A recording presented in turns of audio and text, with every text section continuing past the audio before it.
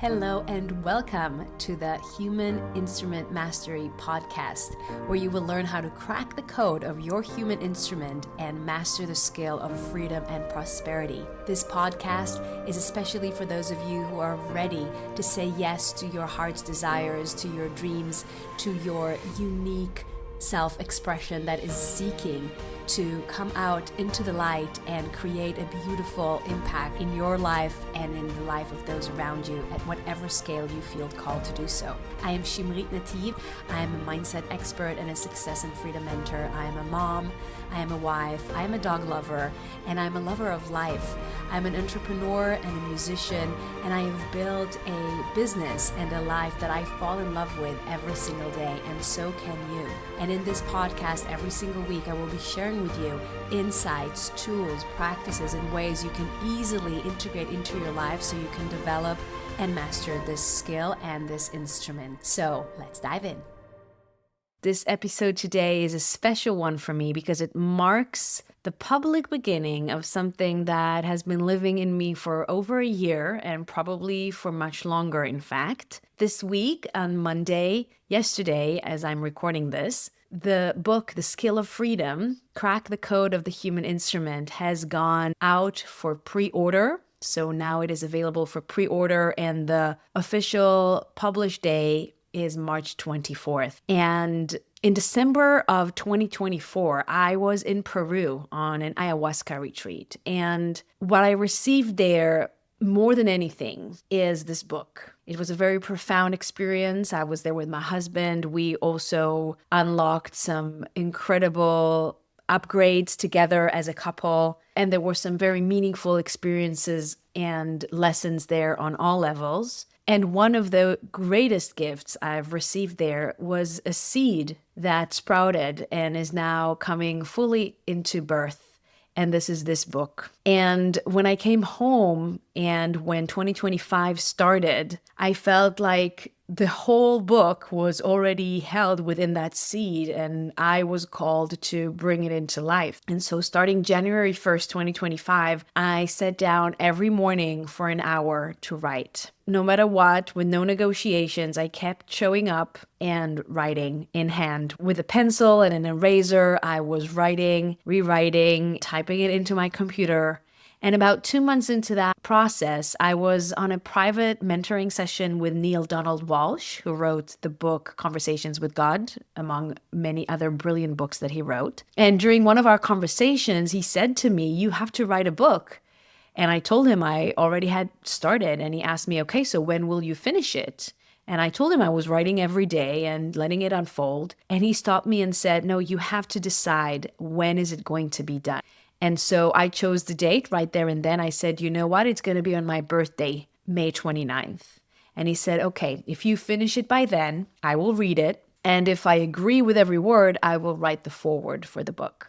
And so on the evening of my 45th birthday, May 29th, 2025, I sent him the first full draft. I remember this moment. It was such a deep, meaningful moment for me. It was my birthday, and I wrote the email and I attached the file and I clicked send, and he read it and he wrote the foreword. And I'm so very deeply honored and grateful for that acknowledgement from Neale. Neale actually published his own book now. It's called Letters to a Young Seeker, Departing Thoughts from an Elder. I haven't read it yet, but I can't wait to read this one. I absolutely love Neale's work and teaching and books and presence, and I've learned so much from him. And so the book, my book, The Skill of Freedom, Crack the Code of the Human Instrument, is available for pre-order. And today in this episode, I want to talk about one of its central chapters, which is the 6 Keys to Mastery. By the way, when you pre-order the book, you get some bonuses, and one of them is a video training that is called the 6 Keys to Mastery that goes very deep into each one of these keys. And today we're going to do that as well here on this episode. And before we begin, if you know that you want to pre-order this book, you can find the link in the show notes here. And if you do that by March 17th, then you will secure your bonuses. There are a few really cool bonuses when you pre-order this book. All right, so then let's go into the 6 keys to mastery. We're talking about freedom. And freedom, when people usually talk about freedom, they usually mean something external, something they get or get to. A financial freedom, freedom of time, freedom of location, being independent. But freedom is a skill. And all these external expressions of freedom that I just mentioned are expressions and reflections of the internal freedom, which is a skill. It is a capacity to choose your internal state, the direction that you assign to your attention, to your focus,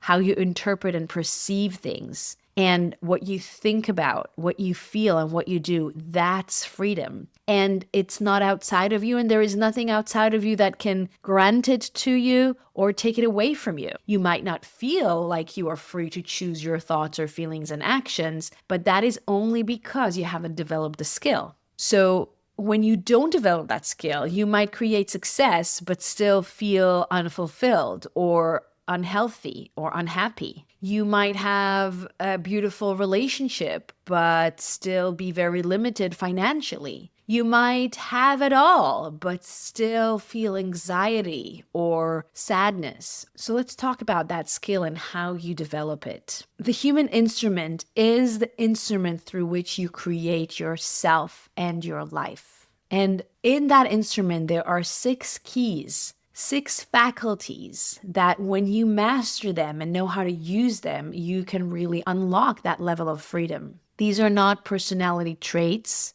They are trainable capacities like muscles. So today we're going to go through them one by one.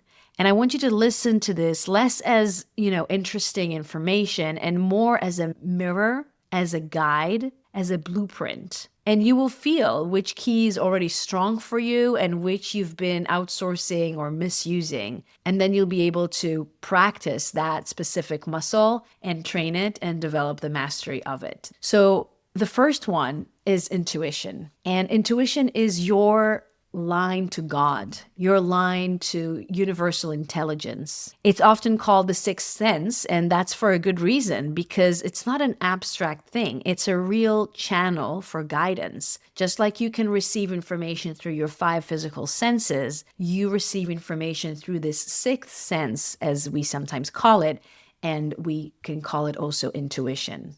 And this information can come in many different ways. It can be felt as a gut feeling or another sensation in the body. It can show up as synchronicities. It can speak to you through your dreams, ideas that you're inspired with. And the important part is not only to open up to listen and receive, but then also to follow the guidance, right? So intuition requires action. When you receive an intuitive hit or lead, you must follow it. Not negotiate it, not postpone it, not overthink it. And intuition rarely asks you to do what your conditioning calls safe. It asks you to take a step before you have proof. Because all these 6 keys that we're talking about today are keys that are giving you access to the non-physical. You already know how to use your 5 physical senses, but the information coming through your 5 physical senses and what you can do with your physical body with that information is only what Dr. Joe Dispenza calls matter to matter. You're trying to change reality by operating with what has already come into physical reality. But when you use your human instrument in its fullness, and when you use your 6 keys,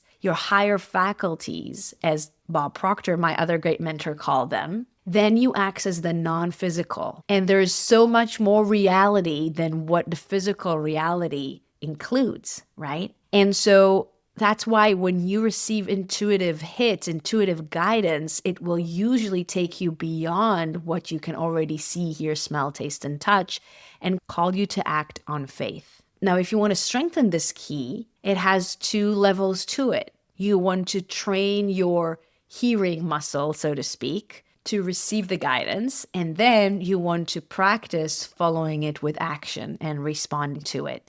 And you can start small. You can ask small questions that are not putting at stake anything too heavy, too risky, and ask for guidance on small decisions like that. and then follow with action on every little thing that you perceive as guidance sent to you. And you get to choose, you get to attach meaning to whatever you perceive in your environment, in your dreams, in your body. You get to choose that this is intuition, this is guidance coming through my intuition, and you can follow it. Now, the second key is imagination. And imagination is not fantasy. Imagination is your creative power. Think about it. In your imagination, you can create anything you want. There is absolutely no limit. And think about this. Everything that has ever been created by humans was first created in their imagination. Neville Goddard says that imagination is Christ. What does he mean by that? Imagination is the divine power in action in the human instrument. It is where you create as God. And that's what Christ is. Christ is God in man. And so your imagination is the most sacred, potent, important, precious tool that you have.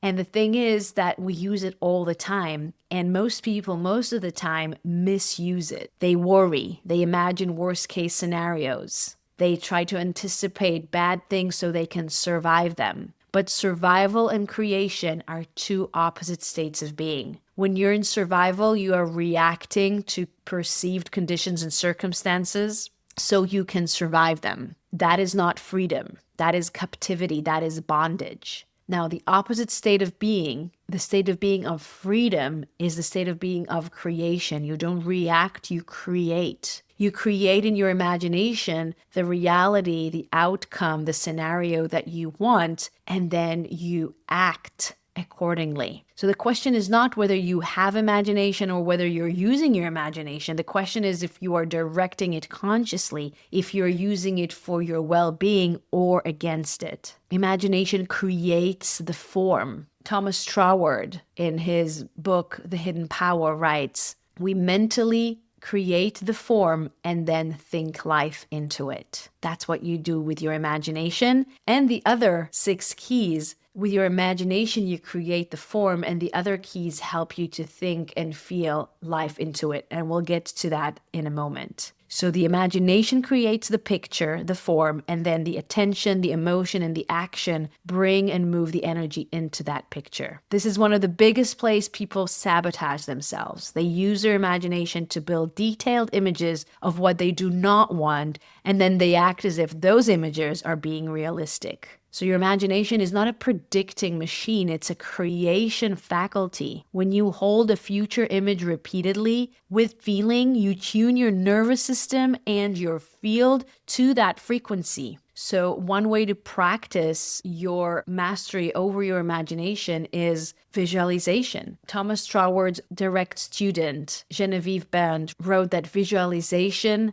brings order. And of course, we know that order is heaven's first law. When you visualize, you bring order to your mind and order to your field and align it with what you visualize. So make sure to have a very clear image of what it is that you want and spend a few minutes every day to completely relax and visualize in a meditative state that image. By the way, in the book, The Scale of Freedom, you have some integration work for each of the chapters, and there are also meditations that will be available in the book's website that will help you integrate the work. And then the bonus training, 6 Keys to Mastery, that is available for everyone who pre-order the book, goes deeper into each one of these 6 keys with even more integration work, material, and deep understanding. So now let's move on to the third key, and that is your will. Your will gives you the freedom to choose what to focus on, which is so important because what you focus on expand, right? Where attention goes, energy flows, right? So that's your will.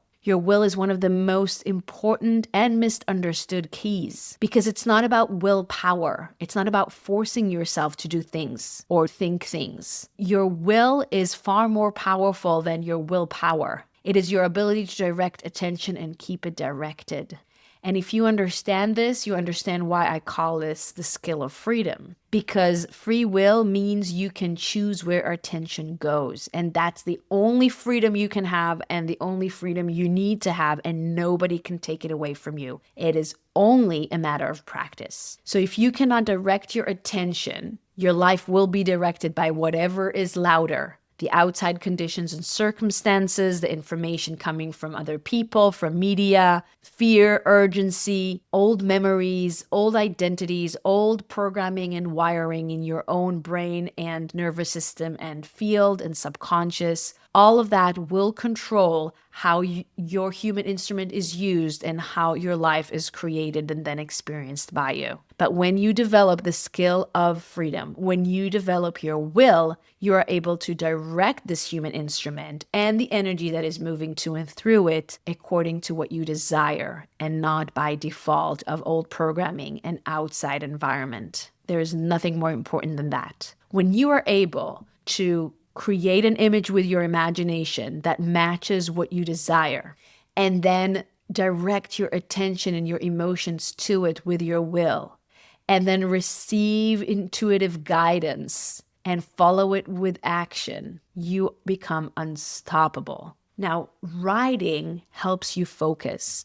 So I really recommend using writing to develop your will and to develop, in fact, your skill of the whole instrument and your freedom. But specifically to develop your will, you can dedicate a segment of time every day to write down and describe in detail what you want to experience in your life. Now let's move on to the fourth key, and that is reason. Reason is the gatekeeper of belief. And you know that everything in your life is created and experienced by you according to your beliefs. Desire is important, but it's not enough. You must believe that what you desire truly exists in order for it to manifest. Your reason is your ability to choose what concepts you accept as true, what you believe in.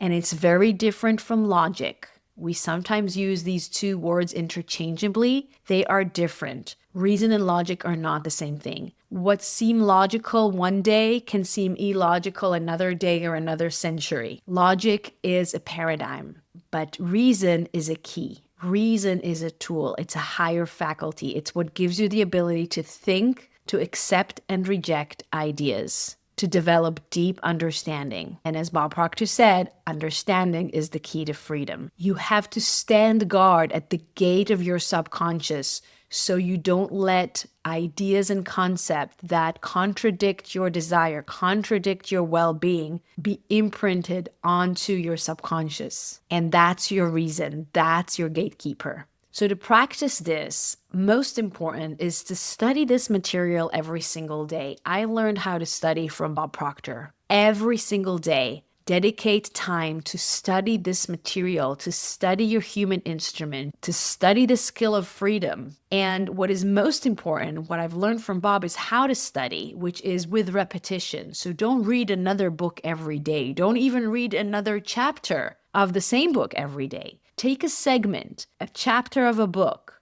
a podcast episode, a certain lesson, and read it or listen to it every day over and over and over again until you know it by heart. What does it mean to know something by heart? It means that you have internalized it. Your heart is your subconscious. And how do we know things by heart? Through repetition, right? And so you want to know this by heart, and that's how you develop your reason.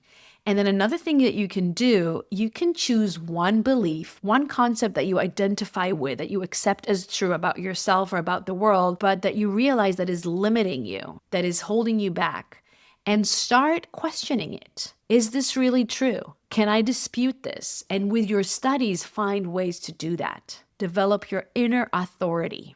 Now we move on to the fifth key, and that is your perception. That's the lens that shapes your experience. It determines the reality that you live inside. The same event can mean 10 different things depending on perception. Perception shapes selection, what you focus on, what you believe in, what you ignore, what you renounce, what you interpret as important, what you interpret as threatening, what you interpret as validating.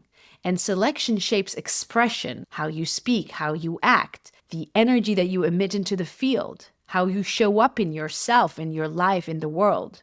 And expression shapes experience, because what you express is what you then receive as a reflection that becomes your experience. That's the creative process. You perceive an experience, you make your selections around what meaning you attach to it, what thoughts you think, what you give your attention to, and whatnot. And based on those selections, the energy that is flowing to and through you is being expressed, and that is what you then experience, and so on and so forth. So perception isn't positive thinking. It is a lens that determines the whole chain of creation. That's why Wayne Dyer said, change the way you look at things and the things you look at change. This is not poetic. It is accurate. It is law. And this is where the law of polarity becomes a practical tool. Every situation contains opposite potentials. Challenge contains opportunity. Constraint contains creativity. Pressure contains refinement. Perception determines which side you access. The law of polarity decrees that everything exists in its polar opposite to the same degree. So if it's very challenging, the same level of ease is available to you. If there is great limitation and lack, the same level of prosperity and abundance is available to you, and you access it through your perception and with the use of all these keys and your full mastery of your human instrument and this skill. Napoleon Hill, who wrote the book Think and Grow Rich, shares in his book how he would summon in his imagination the greatest minds that he admired, like Emerson and Ford and others, and he sat with them around a table in his imagination and asked them each what is their perspective on a subject matter that he was challenged with, and he would tap into each one of their perceptions to then change his own in a way that supported his well-being and his creative process. And so this is how you can practice this too. When you're experiencing any kind of challenge, any kind of contrast in your life, ask yourself, how can I see this differently? What is the polar opposite of this that I can now access by changing how I perceive this situation? That gives you freedom. And then lastly, we go to memory. Memory is one of the most misused keys. Most people relive old pain, old shame. They replay the disappointment, the mistakes, and relive the past. Now, you can relive the past, but instead of reliving past painful experiences, you can tap into past joyful experiences. And this is how you use your memory for your well-being. Because every time you relive a past pain, you reactivate the same chemistry in the body, and you fire and rewire again and again the same neurocircuitry in your brain. And this becomes your identity. And that literally copy-paste your past into your future, but your memory can be used completely differently. When you recall moments of joy, of empowerment, of success on purpose, and then you let your body remember that frequency, then you can build the future from that internal state. Because as Dr. Joe Dispenza says, the thought sends the signal out and the feeling draws the event back. So if you use your imagination to create the image of what you desire, and then you can use your memory to activate a feeling that you once felt in a different experience, different scenario. It can be something as simple as, riding your bike the first time or skiing down a slope the first time. Whatever was the memory that gave you that feeling of joy, of exhilaration, of excitement, of gratitude, of fulfillment, you can use your memory to activate that feeling while you focus using your will on the image of what you desire. That is how you use your human instrument effectively to create desired outcomes. And you can also create future memories by doing that. Because time is not truly a linear thing as we perceive it to be. And that's where perception comes back. Time is not linear. Your past and your future exist right now. I know this might sound very abstract, and we will explore this more in depth in a different episode, and we do that inside the book. But I will just say briefly, think about this. And here is where we use our reason. Just like different points in space exist, whether you're there right now or not, right? You do not have any problem accepting that a certain city in the world exists now, even though you're not there or maybe even never been there. Just in like manner, different points in time exist whether you're there or not. And this is a scientific truth. This is Einstein. And so time is the fourth dimension, and it all exists right now in the internal now. And we explore this in depth in the book, and we will dedicate some more episodes in the podcast to this as well. But because of this law, because of the true nature of time, you can create future memories. And you literally change your brain and body to match that reality as if you've already experienced it in the physical. In fact, you have experienced it in the physical to a certain degree. Your body can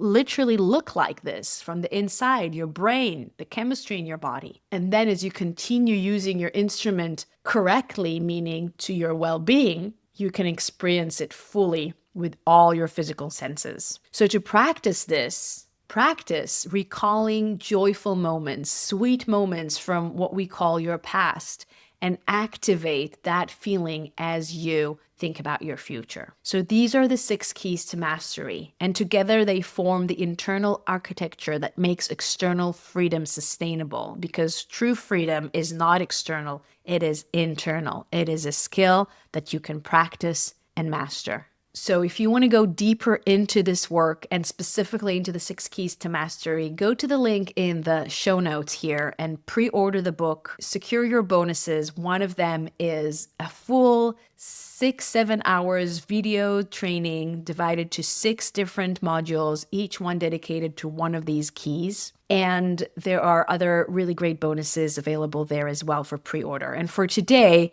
I just want to leave you with a simple integration. Just notice which key you've been under training and decide to practice and develop it like a muscle for the next 14 to 21 days. A little bit of time every single day, and you will see beautiful changes coming into your experience. Please share this episode with someone that you think can benefit from this conversation. Thank you for listening. Until next time.